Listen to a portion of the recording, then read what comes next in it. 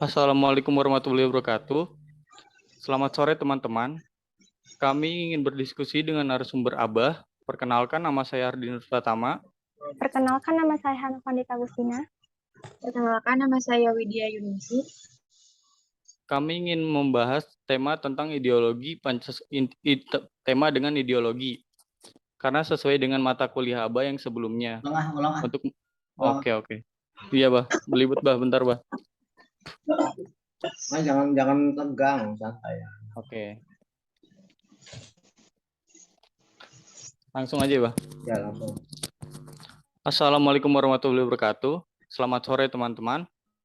Di sini kami ingin berdiskusi dengan narasumber Abah. Perkenalkan, nama saya Ardi Nur Pratama. Perkenalkan, nama saya Hana Pandita Agustina. Perkenalkan, nama saya Widya Yunisi. Di sini kami ingin membahas tema tentang ideologi, karena sesuai dengan mata kuliah Abah yang sebelumnya. Untuk mempersingkat waktu, mungkin Hana dan Widya ingin bertanya. Oke, baik. Di sini saya ingin bertanya, Bah. Waktu Senin kemarin kan kita membahas tentang ideologi. Nah, kira-kira bisa tolong jelaskan apa itu ideologi kapitalisme, dan kira-kira bisa nggak beriringan dengan sistem ideologi yaitu negara Indonesia? Baik. Terima kasih, Bah. Ana, sebelum jawab pertanyaan kamu, tanya dulu. Kamu video-video sebelumnya ditonton nggak? Yang di YouTube itu yang barusan tadi. Ya pokoknya yang Abah kirim dalam kuliah Pancasila. Baru setengah doang, Bah. Tuh, ketahuan. Jadi pertanyaan kamu tuh adalah mengulang apa yang sudah Abah jelasin. Makanya Abah minta tolong jangan disimak hanya separuh, sepotong. Akibatnya apa yang dijelasin masa dijelasin. Itu berkali-kali apa jelasin itu apa itu ideologi kapitalisme. Makanya jadi nggak berkembang diskusinya kalau muternya di situ-situ juga. Yang udah jelasin lagi, ya mandek dong. Ya. Jadi tolong supaya kita ini memahami benar mata kuliah. Yang setiap yang udah direkam itu dilihat, disimak, ditonton, karena itu bukan hiburan tapi kuliah. Ini menjadi kewajiban mahasiswa.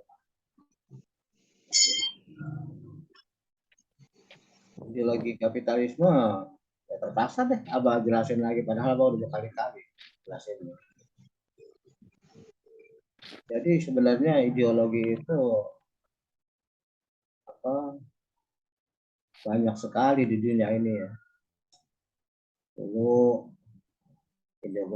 ideologi yang satu berkembang, lalu kemudian muncul lagi ideologi yang lain. Karena sebagaimana lazimnya suatu pemikiran manusia, itu akan berlaku hukum dialektik. Dalam arti suatu pendapat yang mengatakan A, pasti ada yang setuju, ada yang nggak setuju. Itu manusiawi. Ya. Dulu ada pendapat yang mengatakan bahwa untuk menciptakan suatu kesejahteraan, maka ekonomi itu dijalankan oleh para bangsawan dan kemudian juga diatur oleh para pembesar negara yang pada waktu itu adalah para raja. Jadi pada waktu itu ekonomi diatur berdasarkan kekuasaan yang dimiliki oleh para raja dan juga bekerjasama dengan bangsawan. Tetapi kemudian di dalam prakteknya ternyata hal tersebut menyebabkan rakyat banyak menjadi lebih banyak sebagai orang yang dikuasai, sebagai orang yang ditindas. Karena yang sejahtera ya, itu raja yang berkuasa secara absolut, secara penuh, secara diktator, dan juga kroni-kroninya yaitu para bangsawan. Ini berarti suatu pendapat tentang kesejahteraan masyarakat yang mengatakan bahwa semuanya harus diatur oleh perintah raja. Sehingga Raja Perancis pada waktu itu di 14 mengatakan negara adalah saya sendiri.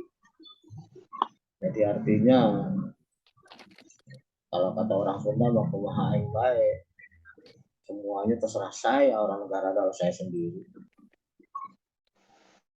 Nah tentu akan ada orang yang tidak setuju dengan pendapat ini. Maka muncullah paham baru yang mengatakan bahwa untuk mencapai kesejahteraan masyarakat, raja nggak boleh berkuasa secara sewenang-wenang, tidak boleh berkuasa secara absolut, dan rakyat harus diberi kesempatan untuk juga melakukan aktivitas yang bisa membuat mereka menjadi sejahtera. Dalam hal ini maka muncul ideologi baru yang kita kenal dengan nama ideologi individualistis, yang tekanannya memberi kebebasan kepada setiap individu dalam masyarakat untuk mencapai atau mengupayakan kesejahteraannya masing-masing.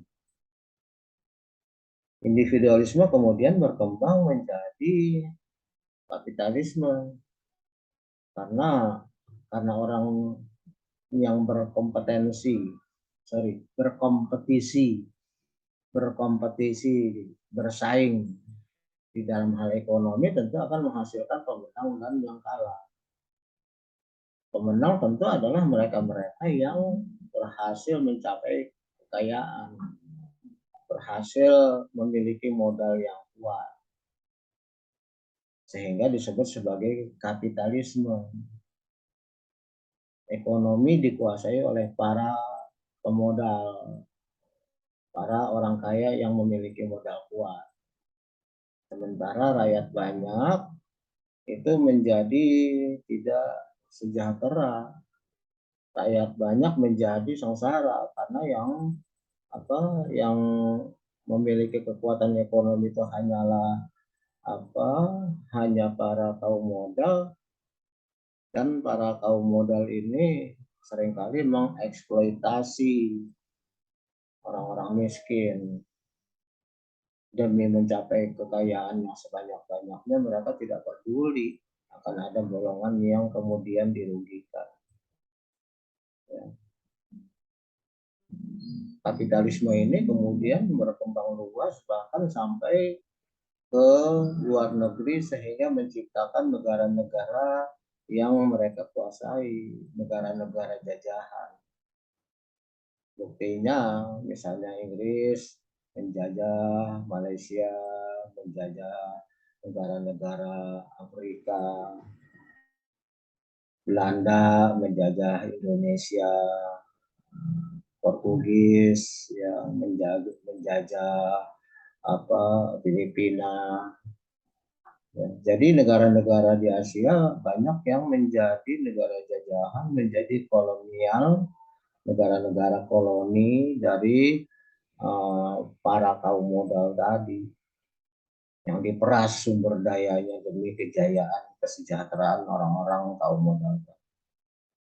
Di negara mereka sendiri juga terjadi hal yang sama, di mana rakyat banyak itu hanya seolah-olah menjadi sapi perah saja. Ada golongan yang kaya raya dan ada golongan yang miskin patah.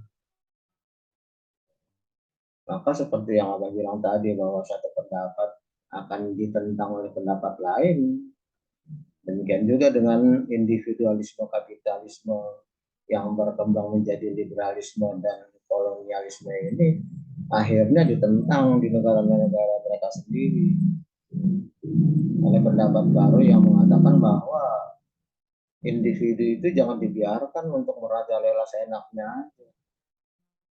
Orang banyak juga harus dikasih kesempatan. Orang banyak juga harus diberi kesejahteraan.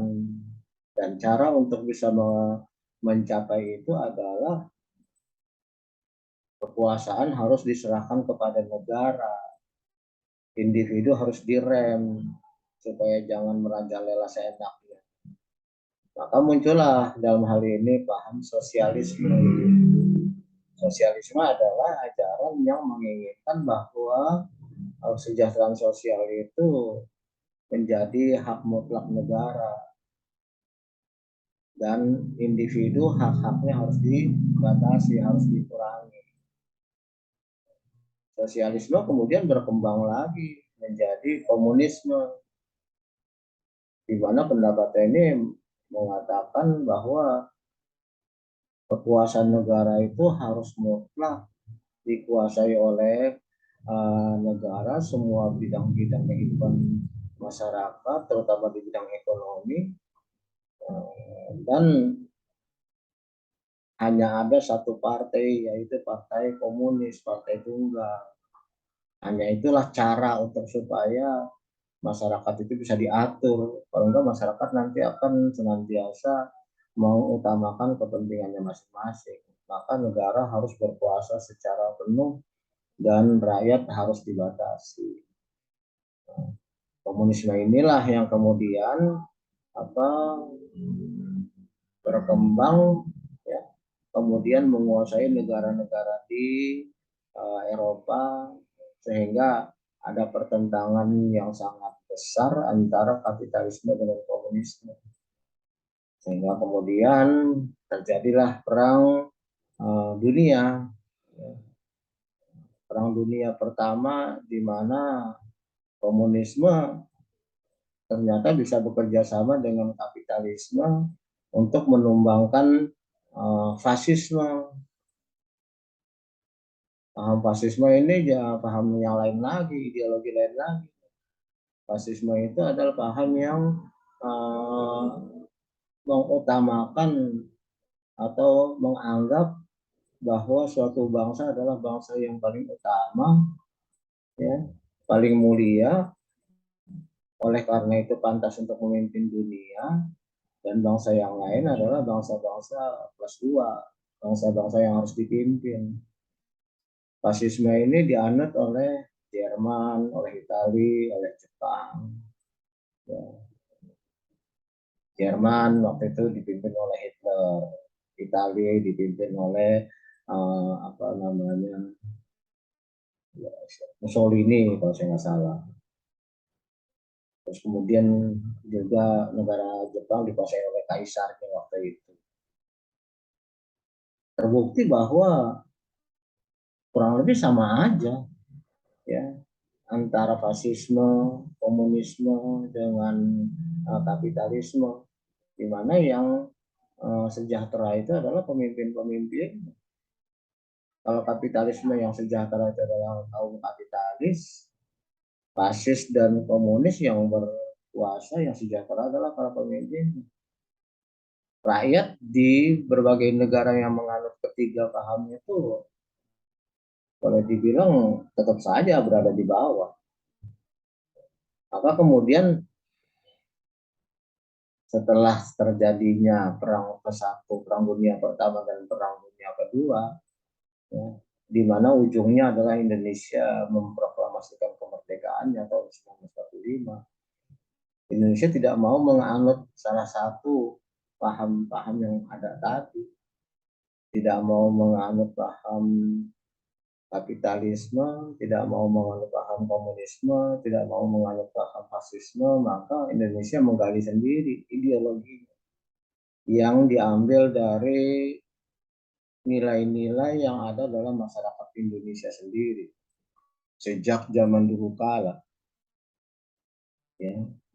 Para pendiri Republik ini memikirkan, merenungkan kira-kira apa sih yang pantas untuk dijadikan landasan kehidupan bersama bagi masyarakat Indonesia yang baru merdeka ini.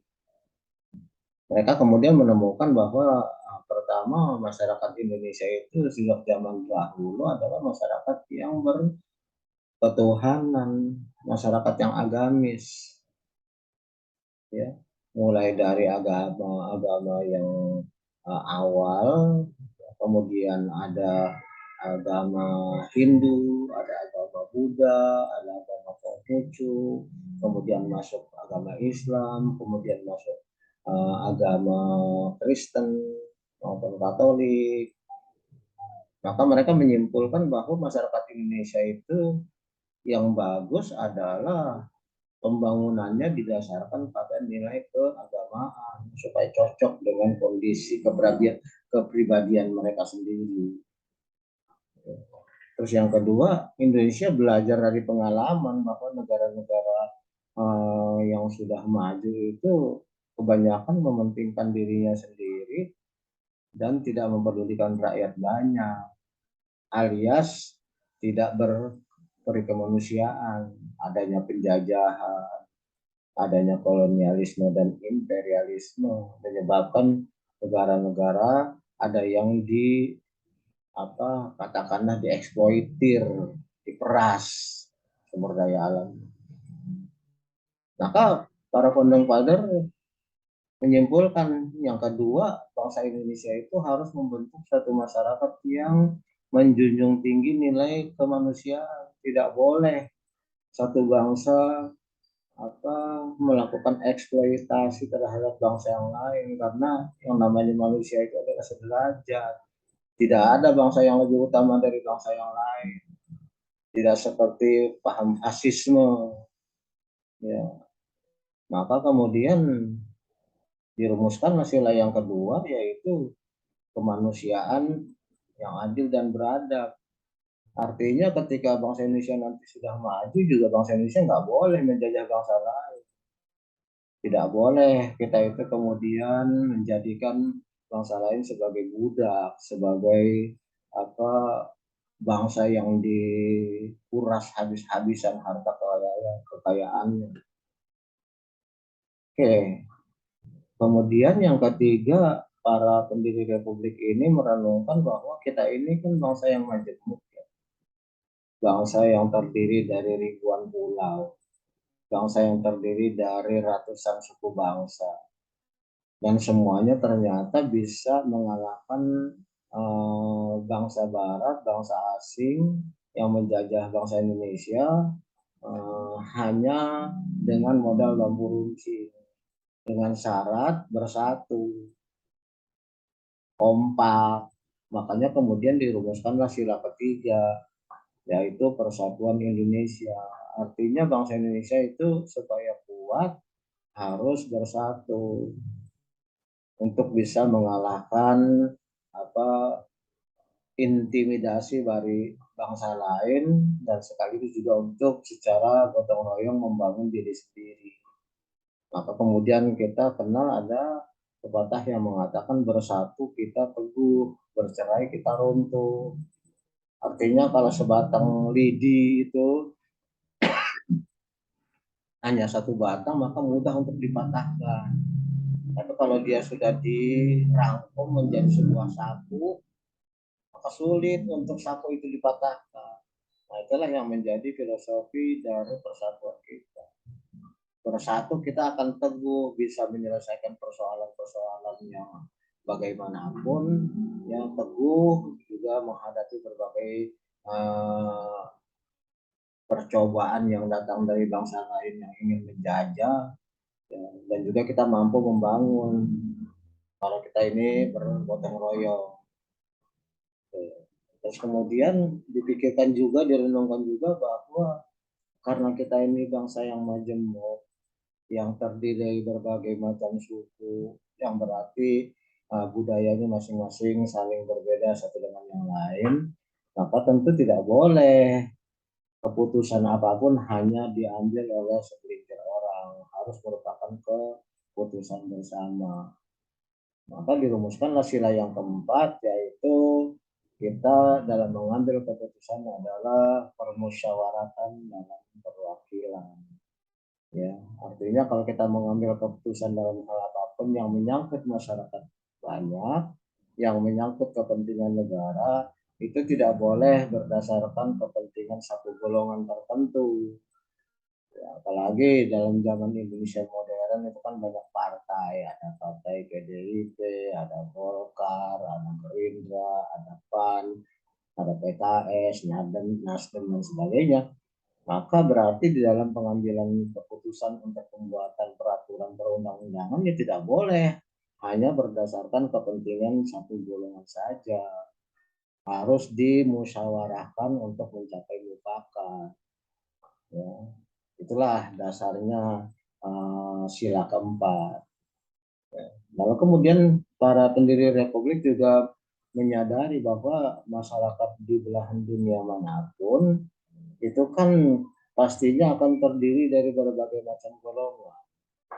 Ada yang kaya, ada yang miskin, ada yang tinggal di perkotaan, ada yang tinggal di desa, bahkan ada yang tinggal di pelosok, ada juga yang tinggal di hutan, ada yang tinggal di daerah yang sudah maju, ada yang tinggal di daerah yang masih belum modern.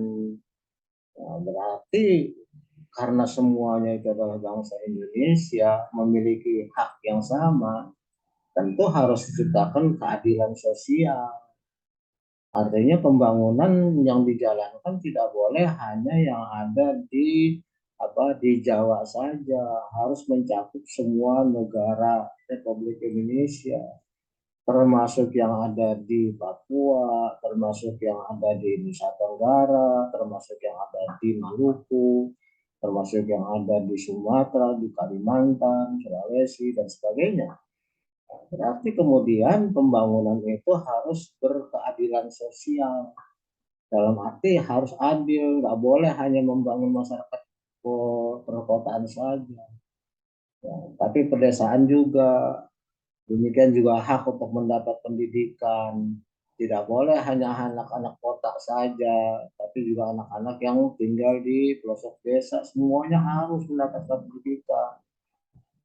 Begitu juga dalam hal kebebasan beragama, meskipun Indonesia ini adalah masyarakatnya mayoritas menganut agama Islam, bukan berarti kemudian yang harus dimajukan, yang dibela itu adalah hanya penganut Islam, tapi penganut agama lain juga harus dilindungi. Kristen, Katolik, Buddha, Hindu, Konghucu, bahkan juga para penganut kepercayaan itu juga harus dilindungi, itu adalah hak warga negara. Nah, berdasarkan itulah maka keadilan sosial itu bukan hanya mencakup masalah distribusi kekayaan, distribusi keuangan, distribusi pembangunan, tapi juga harus mencakup hal lain seperti keadilan di dalam pendidikan, keadilan di dalam hak untuk berusaha, keadilan di bidang ekonomi, keadilan di mata hukum, dan sebagainya. Nah, itulah yang menjadi dasar dari cita-cita bangsa Indonesia, baik zaman dahulu, zaman kemerdekaan, dan zaman sekarang, bahkan sampai zaman nanti, bahwa kita tidak ingin mengikuti paham atau ideologi kapitalisme, tidak mau mengikuti paham atau ideologi komunisme, tapi kita ingin berdiri pada paham kita sendiri yang berdasarkan kepada 5 sila tadi. Karena kita punya kondisi, punya kepribadian, itu kan beda dengan negara barat. Nggak mungkin kita ikut-ikutan mereka, nggak mungkin kita tiru-tiru mereka, karena budaya juga beda. Jadi kapitalisme tentunya tidak akan cocok kalau dijalankan di Indonesia. Tetapi realitasnya, karena kita ini bangsa yang dijajah oleh bangsa Belanda yang kapitalis selama ratusan tahun, juga dijajah oleh Jepang yang juga kapitalis, maka di dalam praktek ekonomi kita sampai saat ini masih menjalankan ekonomi kapitalis. Makanya kita lihat kesenjangan ekonomi juga masih nyata di Indonesia ini. Pancasila sebagai ideologi alternatif masih sering hanya sebagai simbol-simbol saja, semboyan-semboyan saja. Dalam prakteknya ya ekonomi dijalankan secara kapitalis, tidak berdasarkan Pancasila. Pancasila seolah-olah hanya dibacain pada waktu upacara saja. Nah, inilah tugas kamu sebagai mahasiswa supaya mewujudkan apa yang diharapkan oleh Pancasila di masa depan ketika kamu semua menjadi pemimpin. Jangan tiru-tiru orang sekarang, ya. Jangan tiru-tiru karena terbukti bahwa banyak masyarakat Indonesia yang masih berada di lapisan bawah. Kesejahteraan masih merupakan mimpi-mimpi aja. Nah, sedangkan ideologi apa namanya ekonomi syariah itu juga berkembang sebagai alternatif untuk apa lebih memperhatikan kehidupan masyarakat Indonesia sesuai dengan keyakinannya. Tapi juga itu kan belum merata. Ekonomi syariah itu hanya bisa atau hanya baru berjalan pada bidang tertentu saja, belum merata. Misalnya pada perbankan, pada pegadaian dan sebagainya. Jadi belum merata di semua apa sektor ekonomi itu sudah berdasarkan syariah belum. Bahkan bank-bank aja yang meminjamkan itu lebih banyak yang sifatnya riba. Ya, kita simpan pinjam di bank itu kebanyakan masih sifat kapitalistis yaitu riba. Padahal jelas bahwa sistem kapitalistis itu yang dicontohkan oleh sistem riba itu hanya menguntungkan golongan-golongan tertentu dan menyengsarakan golongan yang minjem. Yang miskin makin miskin gara-gara ada riba. Jadi memang perjuangan kita untuk lebih memperjuangkan supaya Pancasila itu benar-benar terwujud dalam masyarakat ya. Karena 77 tahun Indonesia merdeka ya boleh dikatakan bahwa kesenjangan ekonomi ini masih sangat besar. Bahkan terakhir-terakhir kan banyak isu di mana ekonomi kita lebih banyak dikuasai oleh para konglomerat, oleh para orang-orang kaya, maka kemudian antara lain disebutkan katanya kenaikan BBM ini adalah kehendaknya para apa ya oligarki, golongan-golongan kaya saja. Nah, inilah menjadi perjuangan kita.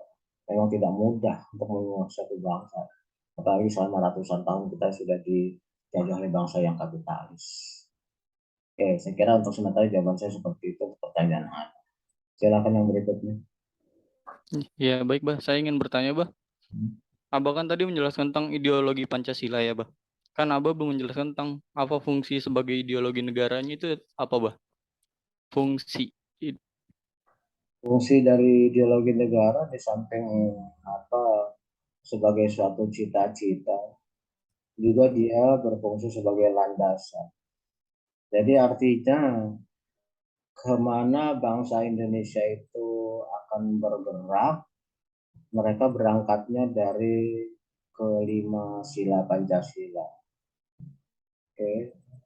Terus pada saat Indonesia melakukan pembangunan, yaitu saat bergerak, itu juga harus diwarnai oleh kelima sila Pancasila. Dan sekaligus Pancasila itu akan menjadi titik tujuan dari pembangunan masyarakat Indonesia. Jadi fungsinya dia menjadi landasan, menjadi alat penggerak, dan menjadi titik tuju bagi bangsa Indonesia.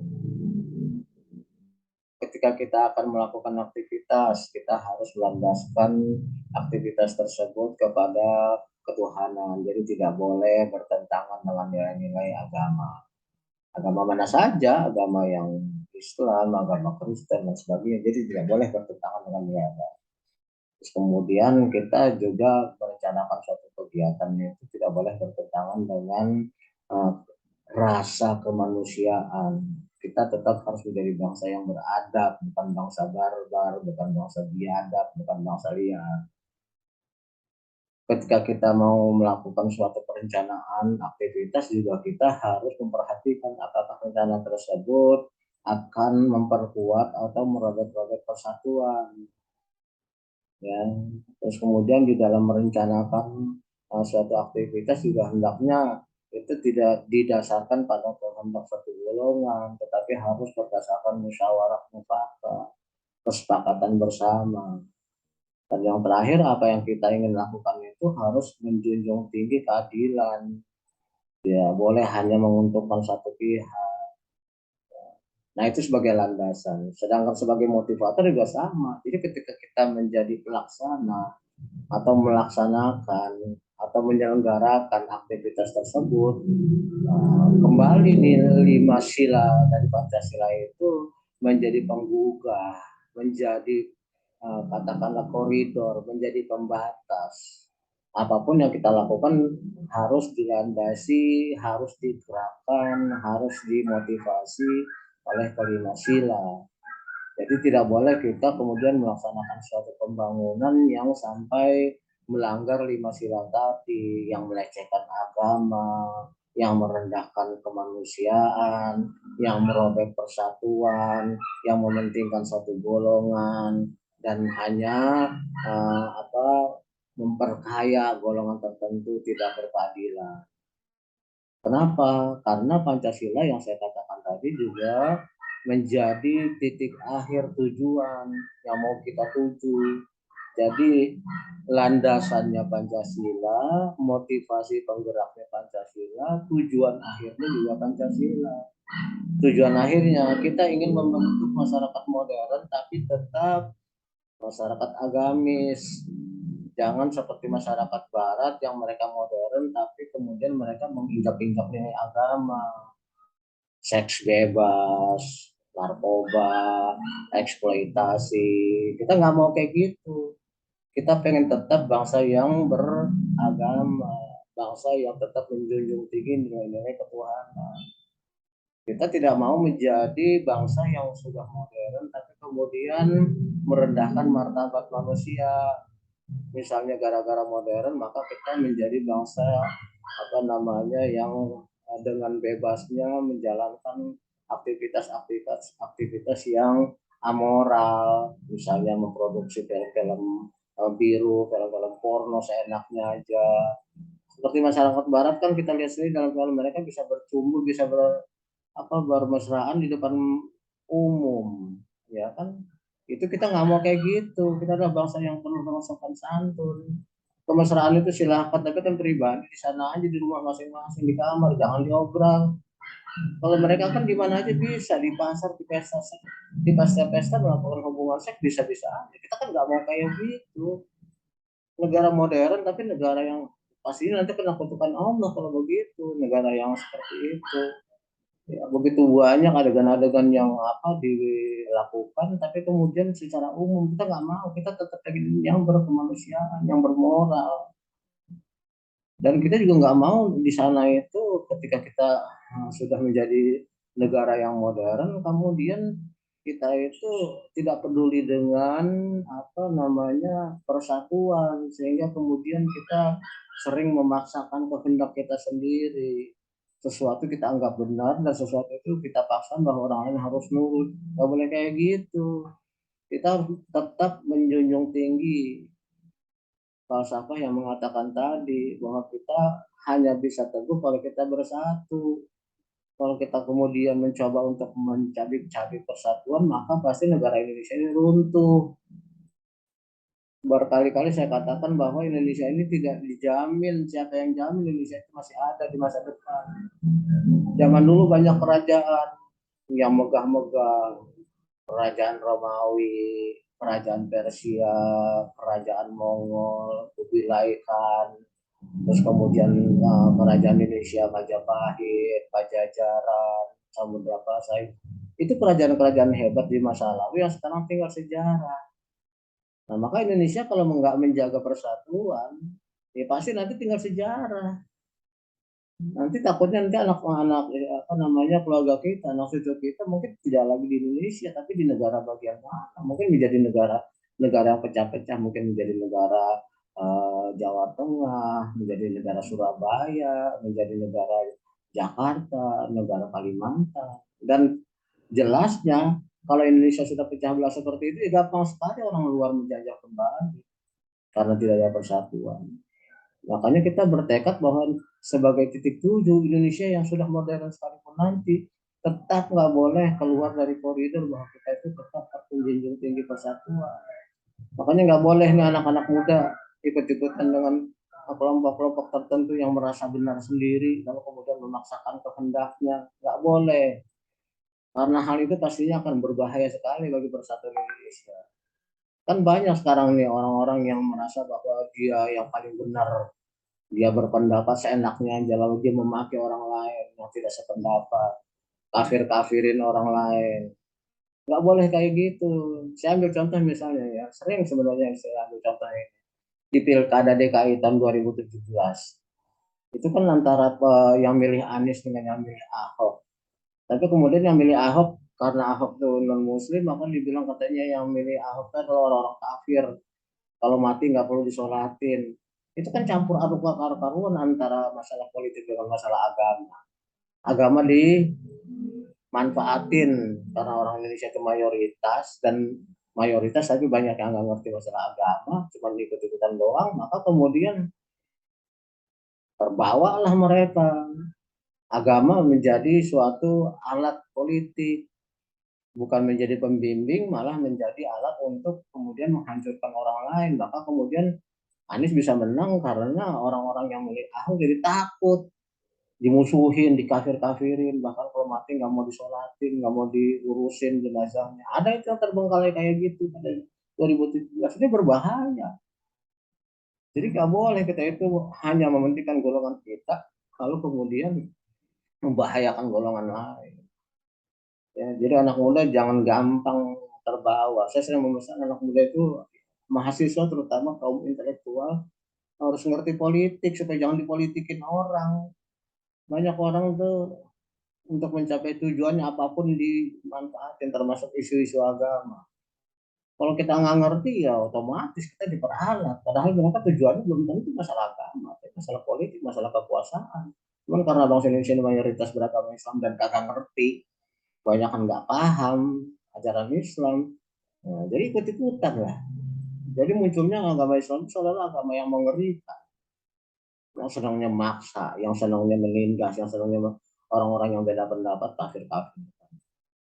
Terus di tahun 2017 2019 itu ya karena apa ya, saya berusaha untuk netral, tapi kemudian banyak orang yang semula yang sebenarnya adalah murid saya sendiri, tapi kemudian mengusir saya, dianggapnya saya ini golongan yang membela orang kafir, membela golongan pemerintah. Saya bilang, lah kamu sendiri bebas untuk berpendapat, kok saya nggak boleh? Emang salahnya di mana? Dalam pemilu 2019 misalnya, orang yang memilih Prabowo dibenci sama orang-orang yang milih Jokowi.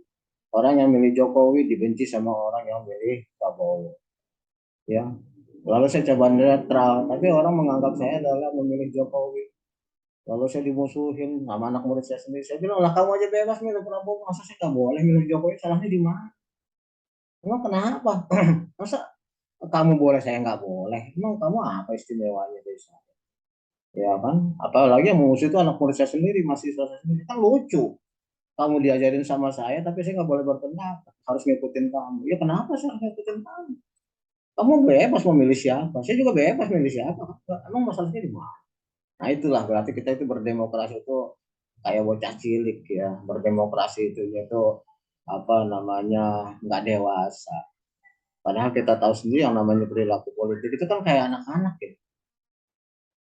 Kemarin mereka berantem, besok berteman. Kemarin mereka berteman, besok berantem. Ya, contohnya apa? Dulu Prabowo sama Jokowi kan berantem di dalam pemilu, pengikutnya juga. Tapi begitu menang Jokowi, Prabowo merapat jadi menterinya Jokowi. Kemarin berantem, sekarang berkawan. Ya kan? Begitu juga. Yang tadinya berkawan, sekarang berantem. Ya, contohnya apa? Yang tadinya mengikuti Prabowo, begitu Prabowo masuk menteri, akhirnya pengikut-pengikutnya pada musuhan. Kayak A212, FPI, dan sebagainya musuhin Prabowo. Kemarin teman, sekarang musuhan. Kan kelakuan anak-anak semua itu. Artinya ngapain kita ikut-ikutan? Kita disuruh ikut berantem, kita disuruh ikut berteman, mereka berteman kita ikut, mereka berantem kita ikut. Gunanya apa? Untungnya apa kita ikut-ikutan? So please jadilah mahasiswa calon cendekiawan itu yang ngerti politik supaya jangan dipolitikin orang. Orang berpolitik itu bisa macam-macam isunya, termasuk isu agama digunakan. Jadi cerdaslah kalian, ya. Makanya saya gunakan ini untuk kuliah dalam arti memanfaatkan kesadaran supaya kita ini bernegara tuh ya demokrasi. Berbeda pendapat ya biasa-biasa aja kali. Kenapa saya milih ini? Nggak boleh kamu milih itu, boleh. Emang dasarnya apa? Kenapa saya harus nurutin kamu? Kamu juga nggak mesti nurutin saya.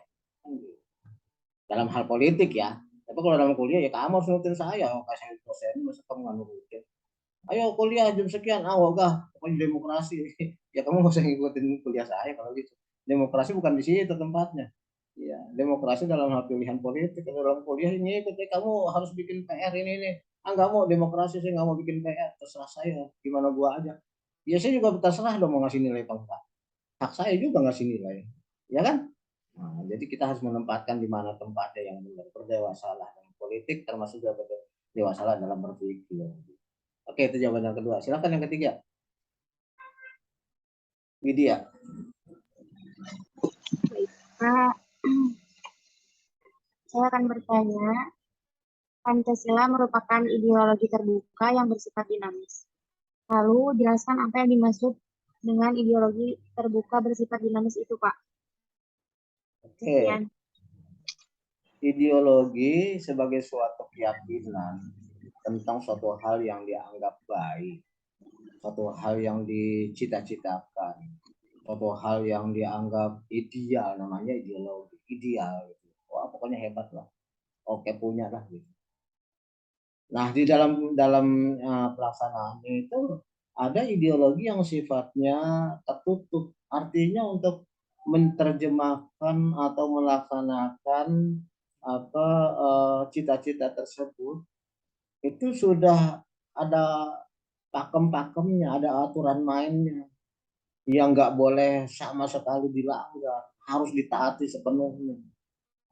Misalnya komunisme yang mengajarkan bahwa untuk bisa mencapai kesejahteraan maka yang namanya kekayaan itu harus dibagi bersama. Tidak boleh ada segelintir orang yang menguasai kekayaan, semuanya harus dikuasai oleh negara. Makanya kemudian orang tidak boleh punya tanah. Semua tanah dikuasai oleh negara. Itu pahamnya komunis. Untuk mencapai kesejahteraan katanya harus begitu. Aturannya nggak boleh dilanggar. Tapi apakah hal seperti itu bisa bertahan lama? Nggak bisa. Orang kalau dirampas tanahnya lama-lama ngelawan, berontak. Ya kan akan terjadi pertempuran, mana ada. Oke lah, pada saat tertentu mereka yang menguasai senjata bisa menguasai kondisi dengan memaksakan kehendak. Tapi kan orang yang dikuasai juga kan akan berusaha untuk mempersenjatai diri. Sehingga pada akhirnya akan terjadi pembalasan. Kan nggak habis-habis jadinya kan. Yang tadinya kalah bisa menjadi menang, yang tadinya menang bisa menjadi kalah. Dan itu terjadi di banyak negara. Cina misalnya, dulu awal-awal berdirinya revolusi Cina itu dikuasai oleh kapitalis. Ya, dipimpin oleh Chiang Kai-shek. Lalu kemudian orang komunis terdesak, lari. Kemudian mereka melakukan long march dipimpin oleh Mao Zedong, melarikan diri mereka. Lalu kemudian mereka menyusun kekuatan dan balik lagi untuk menyerang kaum kapitalis, sehingga kapitalis kemudian kalah. Sehingga kemudian Cina dikuasai oleh kaum komunis. Gantian orang kapitalis yang kemudian lari ke luar negeri. Mereka kemudian bersembunyi di Pulau Formosa. Yang akhirnya sekarang Formosa itu berkembang menjadi Taiwan. Jadi ada dua negara. Negara Cina dikuasai oleh komunis, negara Taiwan dikuasai oleh kapitalis. Nah, itu bukti bahwa kalau kita main kekerasan ya yang dikerasin kan melawan. Saat ini kalah, besok dia menang. Nah, itu terjadi ideologi yang tertutup, nggak langgeng, nggak dinamis. Jadi dia kaku. Sehingga disebut sebagai ideologi tertutup. Ya. Komunis juga mengajarkan bahwa untuk bisa mencapai kesejahteraan maka semuanya harus dikuasai oleh negara. Itu dijalankan oleh misalnya negara Soviet, ya, terus kemudian oleh Jerman. Jerman dulu kan ada dua, Jerman Barat itu kapitalis, Jerman Barat itu komunis. Ya, lalu kemudian ternyata ideologi itu ambruk. Ya, Jerman kemudian bersatu lagi. Vietnam yang tadinya dua, utara dan selatan bersatu lagi. Yaman yang tadinya dua, Yaman utara, Yaman selatan bersatu lagi. Soviet bubar, Czechoslovakia bubar, Yugoslavia bubar. Cina kemudian menjalankan ideologi komunisnya tidak lagi secara konsisten, tapi sudah menjadi komunis banci. Artinya ada unsur-unsur kapitalis yang dia pakai, nggak murni komunis. Nah itu berarti suatu ideologi yang sifatnya tertutup, yang tidak sesuai dengan perkembangan zaman, itu akan rontok dengan sendirinya. Nah sementara Pancasila adalah ideologi terbuka yang artinya sila-silanya itu bisa berkembang di segala zaman. Ketuhanan, ya itu akan terus berkembang sesuai dengan zamannya, kondisinya. Kalau dulu pergi haji dengan naik onta, sekarang naik pesawat, tapi kan tetap saja menjalankan syariat agama, ya kan? Jadi tetap kita menjalankannya. Begitu juga dengan kemanusiaan, itu suatu prinsip yang sifatnya terbuka. Kemanusiaan yang gimana? Zaman dulu memang yang namanya kemanusiaan itu ditandai dengan adanya perbudakan. Zaman sekarang kan nggak ada perbudakan. Tapi apa yang mengeksploitir kemanusiaan? Ya banyak tetap, kayak kamu bikin TikTok, cewek-cewek buka lepas bajunya satu-satu demi mencapai viewers. Itu kemanusiaan bukan? Kemanusiaan, karena kamu kan nggak menghargai nilai kamu sebagai manusia, sebagai perempuan Indonesia, lalu kemudian demi popularitas, demi viral, lalu kemudian kamu copot menolak kerudungnya, kemudian bajunya, kemudian beraknya, sampai akhirnya jadi polos demi mencapai viewer. Itu kan popularitas ataupun suatu ketenaran yang tidak manusiawi. Saya nggak mau kayak gitu. Jadi artinya nilai-nilai kemanusiaan itu dulu seperti apa, sekarang seperti apa. Kalau dulu kan nggak mungkin kemanusiaan itu disamakan dengan kemanusiaan sekarang. Kalau dulu yang namanya perbudakan itu adalah misalnya orang dipaksa untuk kerja, dicambukin, nggak dikasih makan, karena zaman sekarang nggak ada. Tapi perbudakan juga ada, misalnya ya kamu kerja, harusnya kerja cuma 4 jam, disuruh kerja 8 jam tapi nggak dibayar. Itu kan perbudakan juga. Kamu lembur, mestinya pulang jam 5, tapi disuruh sampai jam 9, tapi sisanya itu nggak dibayar, itu kan perbudakan. Sama aja kan, berarti itu nilai-nilai kemanusiaan itu harus tetap relevan, sesuai dengan zamannya. Persatuan, zaman dulu yang namanya persatuan itu yang melawan penjajah, angkat senjata. Ya, sekarang kagak ada penjajah, ya persatuannya apa? Ya, jangan saling tuduh menuduh, jangan saling mengkafirkan, jangan mau menang sendiri, itu kan persatuan. Ya kan? Dulu yang namanya musyawarah seperti apa, sekarang seperti apa? Keadilan sosial dulu seperti apa, sekarang seperti apa? Artinya nilai-nilai Pancasila itu tetap relevan untuk dijalankan di segala zaman karena hanya garis besar. Tapi tidak seperti yang ideologi yang tertutup kayak tadi tuh, untuk mencapai kesejahteraan ekonomi maka orang kaya tanahnya harus dirampas, ya harus dijalankan seperti ini semuanya serba kapok. Nah buktinya akhirnya komunis rontok sendiri, negara-negara komunis pada ambruk akhirnya. Negara yang tadinya pecah bersatu lagi. Ini Korea Utara dan Korea Selatan ini belum aja nih, nanti lama-lama jadi satu, kompak lagi jadi satu negara Korea. Kalau sekarang sampai sekarang masih tuh Korea Utara komunis, Korea Selatan kapitalis. Tapi nggak akan sanggup mereka bertahan, lama-lama jadi satu apa sih? Artinya apa?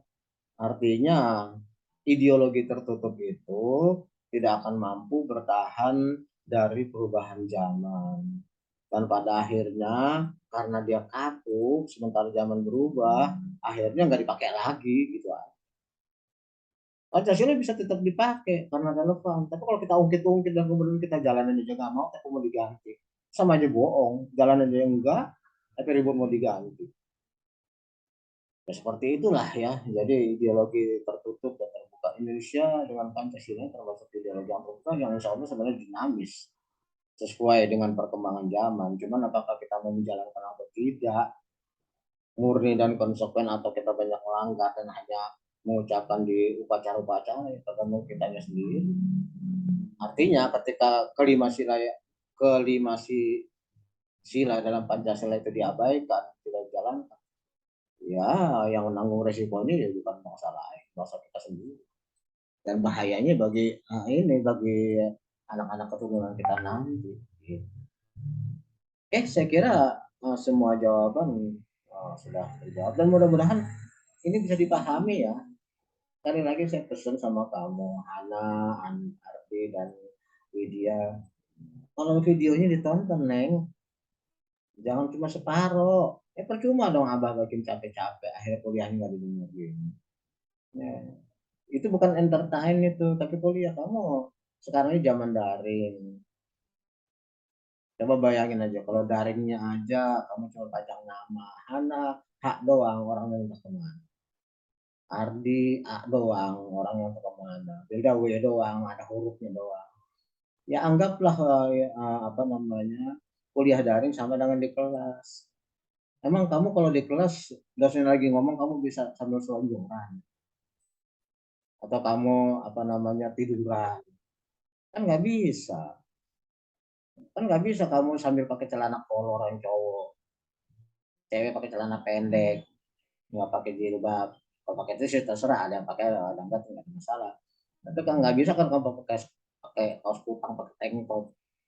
Karena kalau di kelas nggak mungkin seperti itu, di daring juga seperti itu. Jadi harus sama-sama supaya apa? Ya supaya materi yang diajarin masuk, Hana. Kalau kamu nggak nonton mau masuk apaan? Belajar apaan? Materi apa? Sampai berbusa-busa abahnya ngomong juga percuma, nggak ada yang masuk. Ingat ya, nilai bagi abah nggak masalah, kamu dapat kasih, tapi apakah itu sesuai dengan kemampuan kamu, itu terserah kamu, cuma kamu dan Allah yang tahu apa kamu belajar benar atau enggak. Kalau kamu belajar ini nggak sungguh-sungguh, semua dosen kamu perlakukan seperti itu, kan saya bilang nanti begitu di wisuda kamu Ardi Nur Pratama, sarjana ekonomi, tapi bohong. Bohong belajarnya aja kagak. Hana, sarjana ekonomi, tapi bohong. Wilda, sarjana ekonomi, tapi bohong. Ya tapi bohong belajarnya kagak, kalau sarjana ekonomi dari mana? Sebutan mah dapat, ijazah mah dapat, selembar kertas, tapi kemampuan mah kamu sama Allah yang tahu. Ya kan? Orang lain mah taunya kamu di sarjana ekonomi. Hanya beneran apa? Karena dosen ya Allah a'lam. Jadi jadilah mahasiswa yang benar-benar bertanggung jawab pada diri sendiri, bukan pada orang lain. Pada diri sendiri. Ini kalau S1E itu sore ya? Ya, kuliah sore. Ya, Hana sore kuliahnya? Iya, sore. Iya, Pak sore. Berarti udah kerja? Kalau saya belum. Widya? Saya sudah, Kak, sudah bekerja. Oke, terus Ardi? Sudah, Bah. Makanya, kalau yang udah kerja kan berarti kan duit cari sendiri. Masa ilmunya nggak mau dapat, kamu bayaran. Kamu ada kebanyakan duit, bayar duit ke UNIS, tapi kamu ilmunya nggak mau dapat. Wah ini saya banyak duit nih, kasih ke UNIS lah. Belajar mah nggak usah terserah. Ya, jangan sayang duitnya. Kita bayar ya kita harus dapat ilmunya. Ya, Hana dapat dari orang tua kan capek. Kaki dibuat kepala dibuat kaki, malam jadi siang jadi malam cari duit. Kamu belajarnya salah-salah, janganlah. Kita bertanggung jawab lah gitu ya. Oke, saya kira demikian saja. Ardi, saya kembalikan kepada kamu dari saya. Assalamualaikum warahmatullahi wabarakatuh. Assalamualaikum warahmatullahi wabarakatuh. Ardi, ditutup. Ya. Mungkin diskusi ini cukup sekian. Kurang lebihnya mohon maaf. Saya akhiri, wabillahi taufiq wal hidayah. Wassalamualaikum warahmatullahi wabarakatuh. Terus si Hana udah kabur aja belum ditutup.